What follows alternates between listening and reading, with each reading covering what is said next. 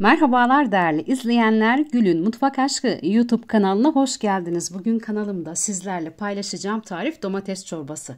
Yaklaşık 800 gram domates kullandım tarif için. Domatesleri ortadan ikiye kesip tarifin yapımına başlıyorum.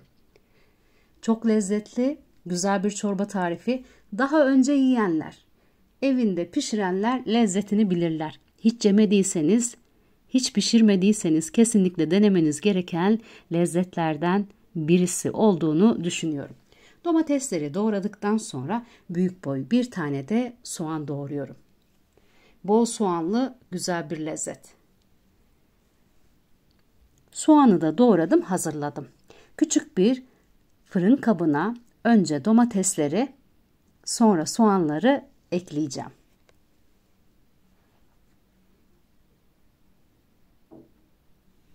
Halka halka domateslerin üzerine soğanları ilave ediyorum.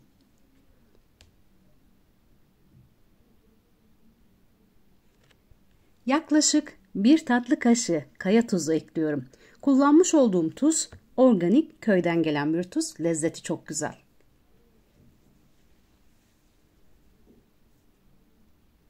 Üzerine sarımsak ilave ediyorum.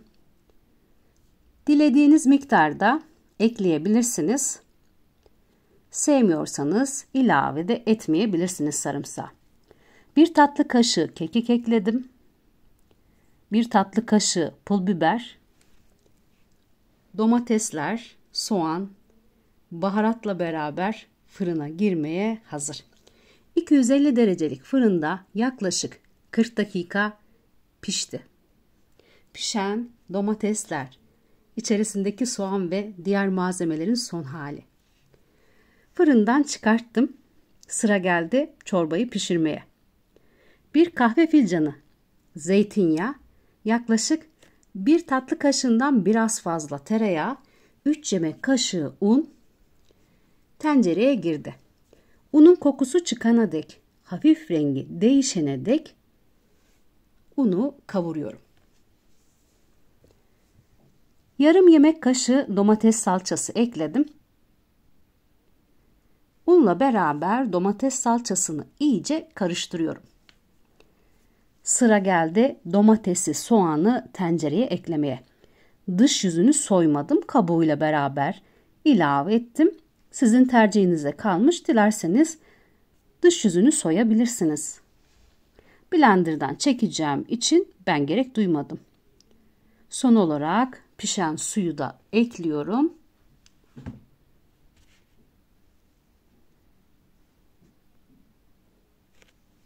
Tamamen malzemeleri unla ezerek karıştıracağım. İçerisindeki un topaklanmasın diye karıştırarak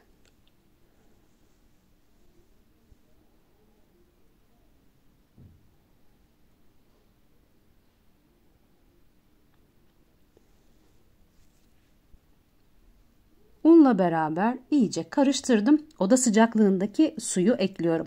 Toplamda kullandığım su miktarı 8 su bardağı.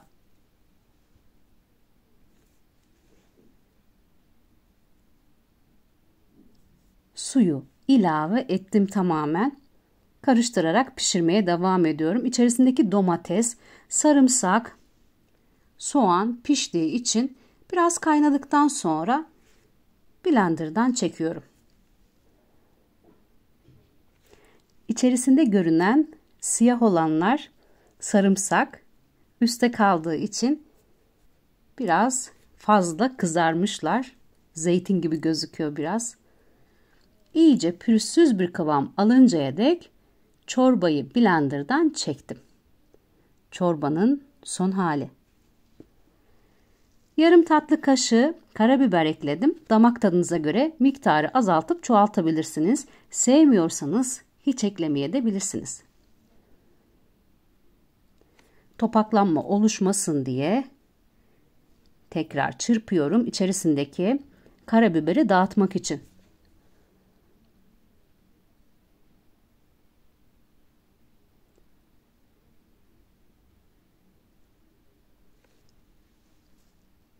Domates çorbası tamamen pişti, hazır.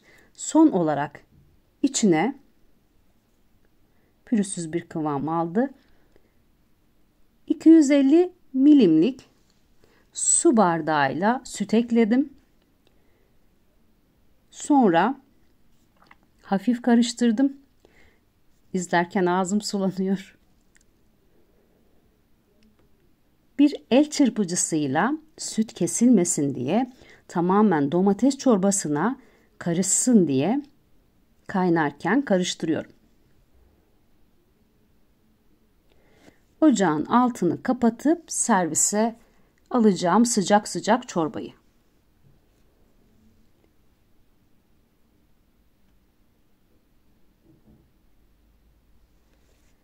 Servis tabağına çorbayı aldım. Üzerine biraz kruton ekmek ekledim.